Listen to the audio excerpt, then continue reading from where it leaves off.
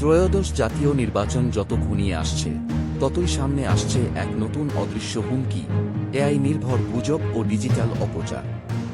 মাঠের রাজনীতির বাইরে এবার লড়াই চলছে অনলাইনে, অ্যালগোরিদম আর তথ্য প্রবাহের ভেতরে।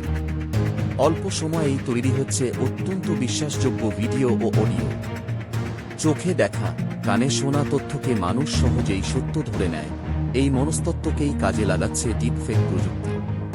সাম্প্রতিক সময়ে রাজনৈতিক ব্যক্তিত্বদের সোশ্যাল মিডিয়া অ্যাকাউন্ট হ্যাকিংয়ের অভিযোগ নতুন করে উদ্বেগ বাড়িয়েছে।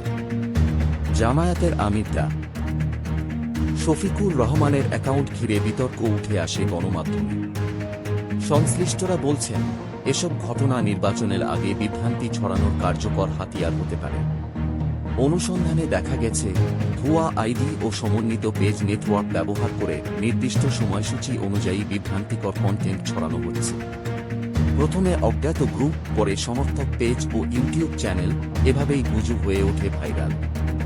এবারের নির্বাচনের সবচেয়ে বড় ঝুঁকি এআই নির্ভর অপপ্রচার।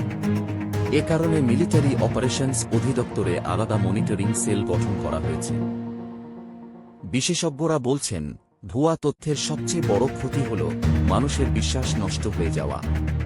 এতে শুধু ভোট নয়, প্রশ্নের মুখে পড়ে পুরো গণতান্ত্রিক প্রক্রিয়া। ডিজিটাল এই ছায়াযুদ্ধে সবচেয়ে বড় প্রশ্ন একটাই, অ্যালগোরিদমের গতির চেয়ে দ্রুত কি সত্য মানুষের কাছে পৌঁছাতে পারবে।